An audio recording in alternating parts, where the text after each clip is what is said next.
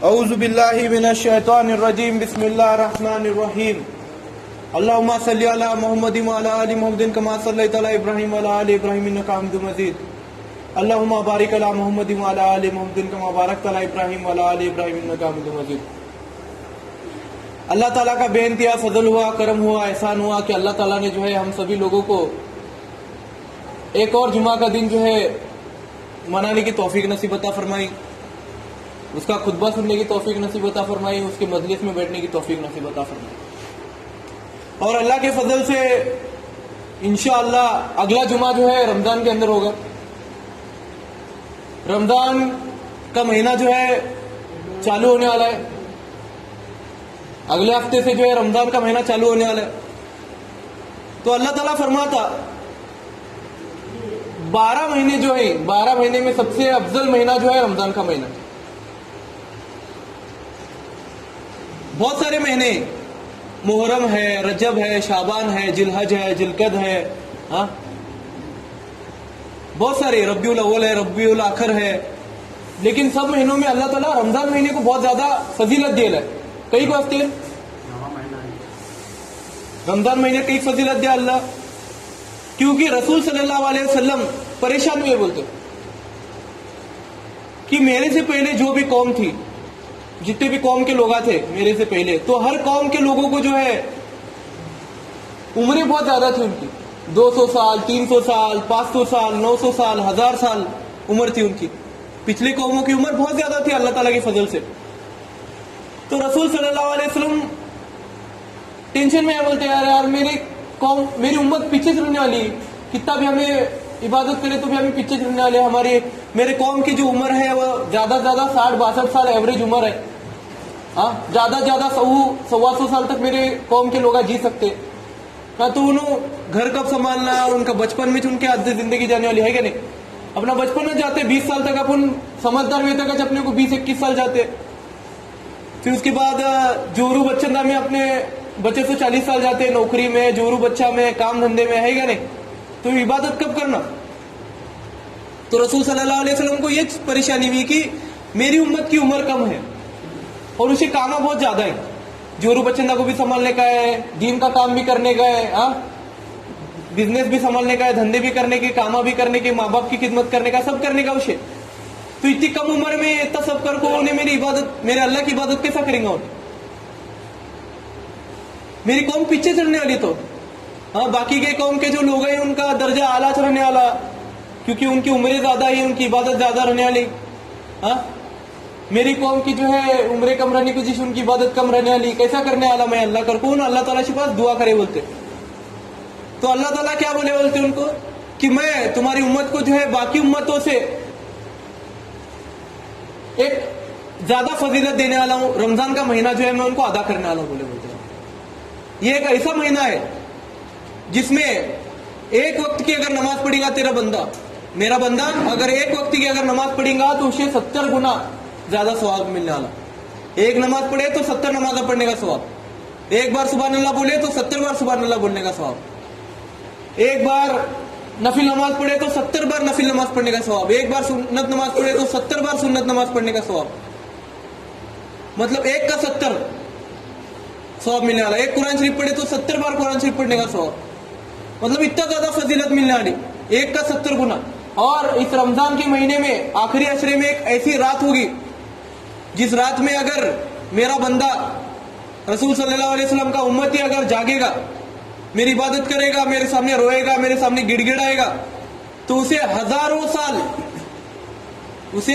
साल इबादत करने का सवाब मिलेगा। हजारों साल बोले नहीं, कितने हजार साल वो बोले नहीं, अगर सिर्फ अपन 1000 साल भी पकड़े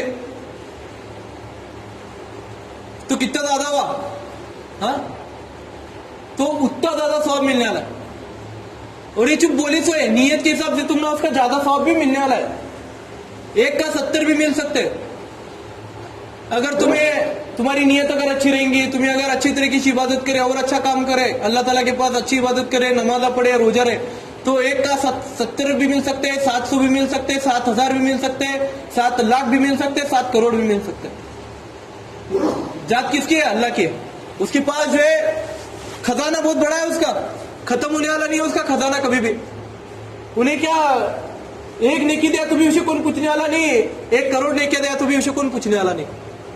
तो तुम्हारी नेकिया के हिसाब से जो, तुम्हारी नियत के हिसाब से जो है तुमना सवाब ज्यादा मिलते जाने वाला। अभी एक उदाहरण देता मैं, तुम्हें नौकरी करते रहे, किसके पास भरपूर मेहनत करे, नौकरी करे अच्छी तरीके से, ओवर टाइम करे और तुम्हें पगार तो मिलती तुम ना, लेकिन तुम्हें ओवर टाइम करे तो क्या होते हैं, और तुम ना ज्यादा पैसे देता मालक, कहीं वो देता ओवर टाइम के पैसे देता हूं कि भाई ने और ज्यादा काम करे, अच्छा काम करे, और अच्छा काम करे, ओवर टाइम में भी काम करे और रेगुलर भी काम करे, और क्या करता उन्हें बोनस भी देता तुम। वो भाई बंदा बहुत भारी है, ईदा बना तो उन्हें क्या करता बोनस भी देता, कहीं को देता इन्हें काम करे बाबा, रुको करने में नहीं रुका, भी इसका टाइम होने के बाद भी नहीं रुको, ओवर टाइम करे।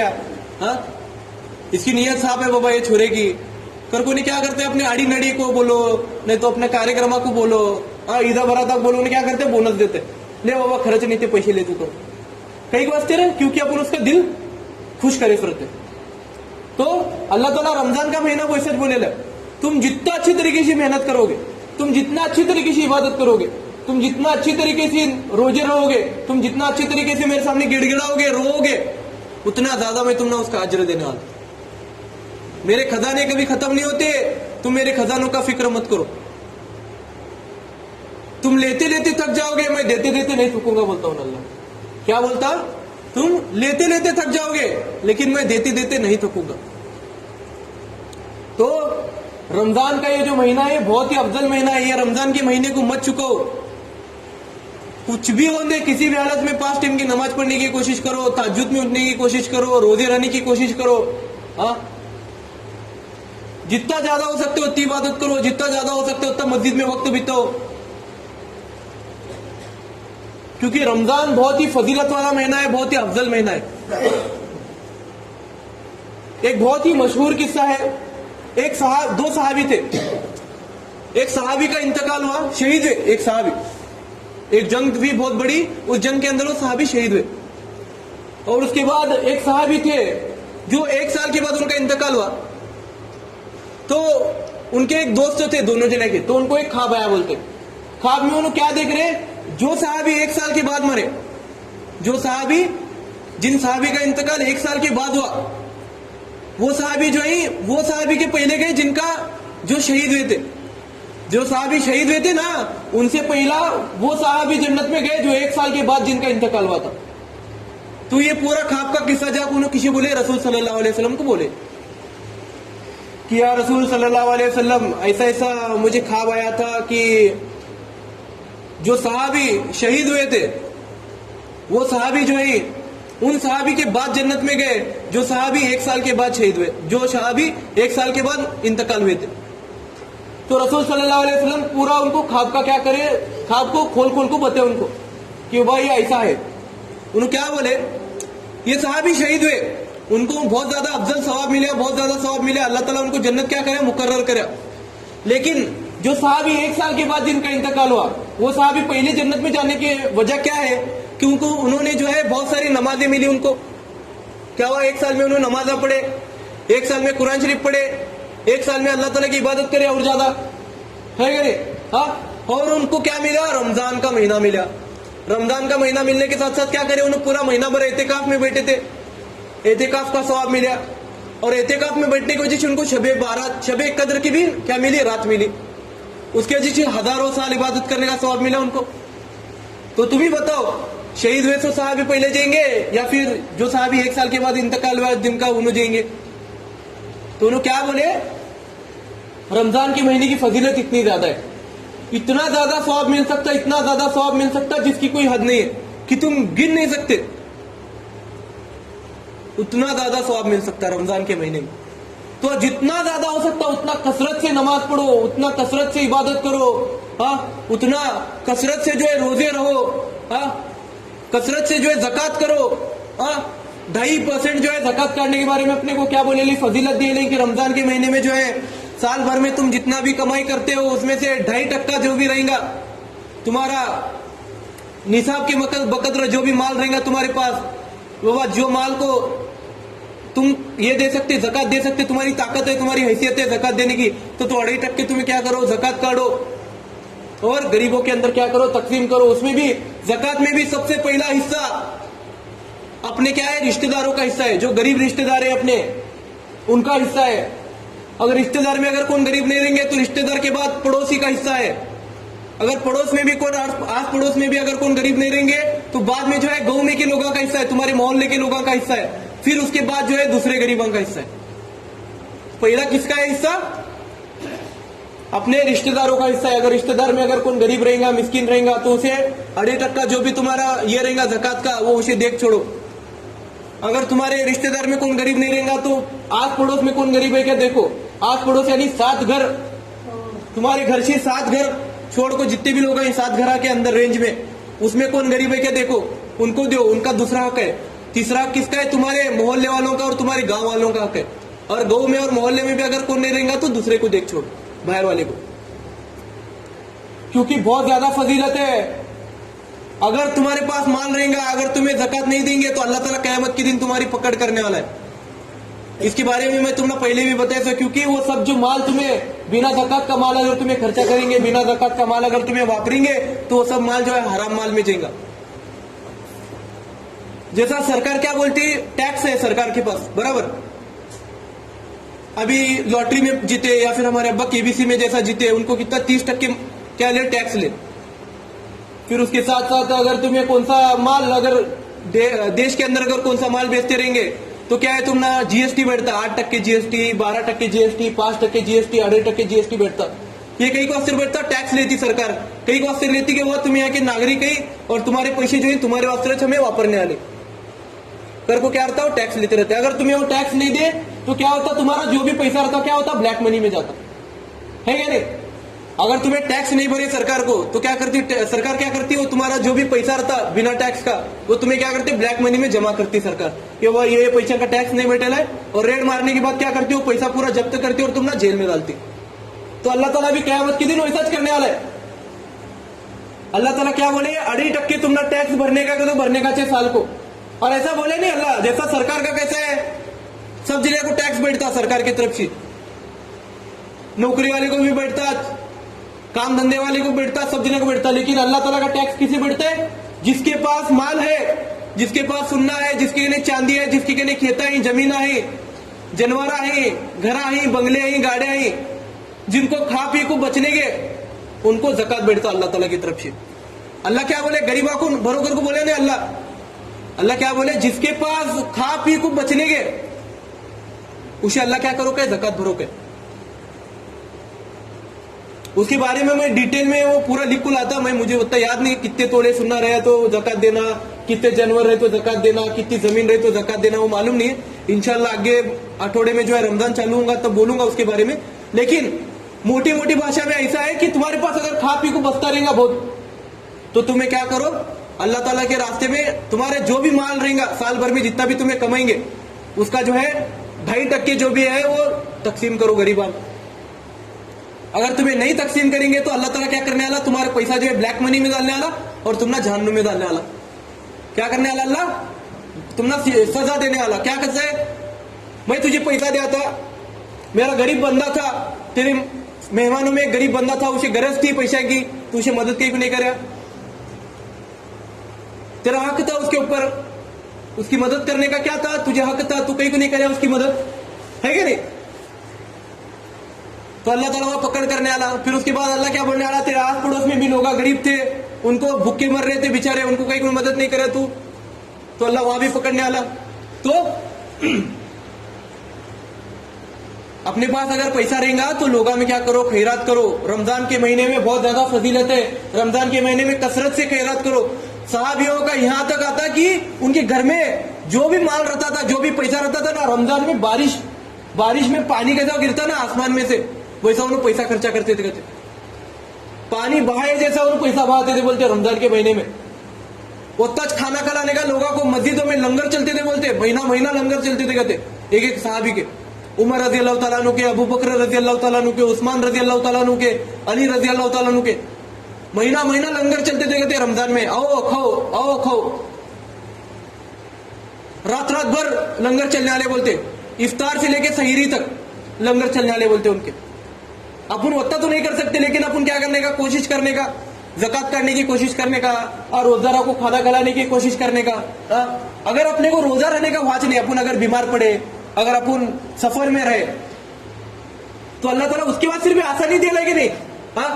ऐसा बोलेगा बाबा अरे नहीं तुझे रोजा रहने का तो रहने का चाहिए, अल्लाह ऐसा बोले नहीं। अल्लाह क्या बोले, अगर तुझे कोई परेशानी रहेंगे, ईमान जो है ना, इस्लाम धर्म जो है ना बहुत आसान है, अल्लाह बहुत आसान करेगा, जोर जबरदस्ती कुछ भी नहीं है। अगर तुम ना परेशानी होती रहेंगे, अगर तुम्हें जंग के मौके पर रहेंगे, अगर तुम्हें सफर करते रहेंगे, अगर तुम्हें बीमार रहेंगे, अगर तुम्हारे गुला दवाएं चालू रहेंगे, तो अल्लाह ताला क्या बोले, तुम्हारा रोजे माफ है। जब तुम्हें तंदुरुस्त होंगे, जब तुम्हारे सफर में से तुम्हें बाहर रहेंगे, तो तुम्हें क्या करो, तब रोजे तुम्हें क्या करो, रहो। अगर वो भी नहीं होते रहेगा तो क्या करो, किसी रोजेदार को जो है सहरी का या फिर इफ्तार का जो इंतजाम करो। सहरी का और इफ्तार का इंतजाम मतलब ऐसा इंतजाम नहीं कि बाबा उसे दावत दो, उसे दालचा चावल बना को दो, उसे बिरयानी बना को दो, या फिर उसे कलंगड़ा चला को दो, उसे सफरचंद चला को दो, ऐसा कुछ नहीं है। एक खजूर भी तुम्हें खिले एक रोजेदार को, या फिर एक पानी का लोटा भी भर खुला को दे, उसे पानी भी पिलाए, गुड़ भी पानी पिलाए, तो भी तुमने क्या है, रोजा रहने का सवाब मिलने वाला। क्योंकि तुम्हारी नीयत क्या रहने वाली वो टाइम को, कि अल्लाह ताला मैं रोजा नहीं रह सका, मेरी परेशानी थी, लेकिन मैं ये रोजेदार को मदद कर रहा, इसके रोजा रहने के वास्ते या फिर उसका रोजा छोड़ने के वास्ते।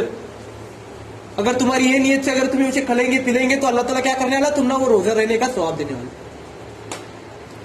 और अगर तुम्हें तंदुरुस्त रहेंगे, तुम्हारा क्या बीमारी नहीं है, तुम्हें सफर में भी नहीं, तुम्हारा काम धंधा भी नहीं, कुछ भी नहीं है, तुम्हें अगर मुद्दाम से जानबूझ को अगर रोजा छोड़ते रहेंगे, तो उसका गुनाह इतना ज्यादा है बोलते, तुम्हें अगर कयामत के दिन तक भी रोजा रहेंगे, तो भी वो एक रोजा छोड़े तो वो रोजे का जो है भर नहीं सकते बोलते तुम्हें।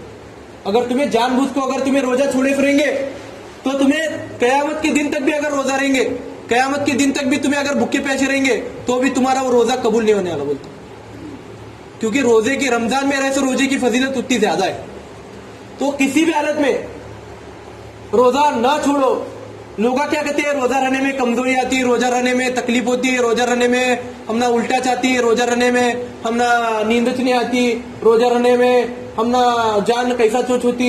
लोग बहुत सारी बहाने दी थी, रोजा कहीं नहीं रहता कहते तो मुझे भूख बहुत लगती बाबा, मुझे गुस्सा बहुत आता है, मुझे टेंशन आता है, मुझे चक्कर आता है, मुझे उल्टा होती, मुझे जुलाबा होती। बहुत बेकार लोग क्या करती, बहाने देती। क्योंकि रोजा जो है ना बहुत महत्वपूर्ण चीज है, फर्ज है रोजा। जो मुसलमान के ऊपर 5 चीजें जो फर्ज बताए उसमें से रोजा एक है, और रोजा हर एक के ऊपर फर्ज है। जो भी इंसान रोजा रखने की ताकत रखता, उस हर एक इंसान के ऊपर फर्ज है रोजा। बहुत बेशर्मी से लोग रोजे छोड़ते। अपने औरत बेटा घर में के औरत बेटा बोलो, अपने आस पड़ोस के लोग बोलो, उनको रोजा कहीं नहीं रहता, अगर को पूछे तो अई हमना नहीं जमता जी, क्या करने का, घरा में काम आती, बच्चे सताती। अरे वो भी अपने मावे थी, हो रेगिस्तान में 50-50 डिग्री सेल्सियस के तापमान में उन्होंने रोजे ले ले। उनके पास तो खाने पीने का सिर्फ सामान भी नहीं रहता था बोलते। एक रोटी का टुकड़ा खा को, एक गिलास पानी पी को, एक लोटा पानी पी को, एक खजूर खा को रोजे ले ले लोग। और अपने को या सुबह को दाल चावल रहते मस्त, दूध चपाती खाती, केले खाती, सफरचंद खाती, सब खाती सुबह को, सब रहते, गोश्त रहता है, खीमा रहता है, फिर भी रोजा रहने शर्म आती, लोग तकलीफ होती कहते रोजा रहने। अरे वो भी अपने मावा थे, वो भी अपने साहबी थे, 50-50 डिग्री सेल्सियस के तापमान में जंग लड़ते हुए उन्हें रोजे रहे बोलते, सफर में उन्हें रोजे रहे बोलते। क्या खा को, एक गिलास पानी पी को, एक खजूर खा को, एक रोटी का टुकड़ा खा को रोजे रहे बोलते। तो मेरे भाइयों, मेरे दोस्तों, रोजे मत छोड़ो। एक आखिरी वक्त का तकाजा रहने को जिसे एक आखिरी बात बोलता, रसूल सल्लल्लाहु अलैहि वसल्लम एक बार जुम्मा के दिन मेंबर पर चल रहे थे बोलते। ये बहुत ही मशहूर किस्सा है, हर बार बयान के दरमियान बहुत सारे मौलवी, बहुत सारे साहब, बहुत सारे लोग बोलते। जब मेंबर पर चढ़ रहे थे रसूल सल्लल्लाहु अलैहि वसल्लम, तो उन्होंने 3 बार आमीन बोलते। तो जब खुतबा खत्म हुआ, जुम्मा की नमाज खत्म हुई, तो सहाबी पूछे बोलते रसूल सल्लल्लाहु अलैहि वसल्लम को, या रसूल सल्लल्लाहु अलैहि वसल्लम, हमने आज आपके अमल में कुछ बदलाव देखा, आपने जो है मेंबर पर चढ़ते वक्त 3 बार आमीन बोले। तो रसूल सल्लल्लाहु अलैहि वसल्लम बोले, जब मैं मेंबर पर चढ़ रहा था तो मेरे सामने जिब्राइल अलैहिस्सलाम आए थे, और उन्होंने जो है मेरे सामने 3 बद्दुआएं की। उसमें से पहली दुआ यह थी कि या रसूल सल्लल्लाहु अलैहि वसल्लम, जब भी आपका नाम कहीं पर भी लिया जाएगा और जो भी इंसान आपके नाम के आगे दरूद नहीं भेजेगा वो इंसान हलाक हो जाए। तो रसूल सल्लल्लाहु अलैहि वसल्लम ने आमीन कहा। दूसरी बात, या रसूल सल्लल्लाहु अलैहि वसल्लम, जो भी इंसान के माँ बाप बुढ़ापे को पहुंच जाए और वो इंसान उनकी खिदमत करके अपने लिए जन्नत का दरवाजा ना खोल पाए, वो इंसान हलाक हो जाए। रसूल सल्लल्लाहु अलैहि वसल्लम ने आमीन कहा।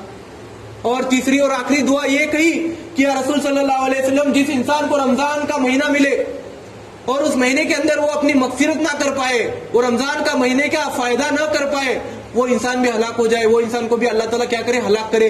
तो रसूल सल्लल्लाहु अलैहि वसल्लम ने आमीन कहा। तो मेरे भाइयों बुजुर्गों दोस्तों, रमजान का महीना हर किसी को नहीं मिलता। गए साल भी बहुत सारे लोग थे रमजान में, ऐसा अपने साथ रमजान में वो लोग नहीं। तो मेरे दोस्तों, जत्ता तुमना वक्त मिलेगा रमजान के महीने में इबादत करो, अल्लाह ताला को याद करो। किसी भी हालत में रोजे ना छोड़ो, रोजे ना तोड़ो, रोजे ना छोड़ो। अल्लाह ताला के फजल से रोजे रहो। अल्लाह ताला तकवे की तुमने ताकत देगा, अल्लाह ताला तुमने सब्र की ताकत देगा। तुम्हें कोशिश तो करो, जरूर तुमने अल्लाह ताला कामयाब करेगा। अब मेरे अल्लाह ताला से यही गुजारिश है कि अल्लाह ताला रमजान मुबारक का महीना उसकी इबादत करते हुए, ज़कात देते हुए, खैरात करते हुए, लोगों को खाना खिलाते हुए, रोजे रहते हुए, माँ बाप की खिदमत करते हुए, सभी नेक अमल करते हुए गुजरे। कोई भी गुनाह हमारे हाथ से ना होने की तौफीक नसीब अता फरमाए। हम सभी लोगों को रोजा रहने की तौफीक नसीब अता फरमाए। सुभान अल्लाह बिहम्दी, सुभान अल्लाहुम्मा बिहम्दिका, नशहदु अन ला इलाहा इल्ला अंता, नस्तगफिरुका व नतूबु इलैक। सुभान रब्बिका रब्बिल इज्जति अम्मा यसिफून व सलामुन अलल मुरसलीन वल्हम्दुलिल्लाहि रब्बिल आलमीन। जो लोग सुन्नत नहीं पढ़े, सुन्नत पढ़ो।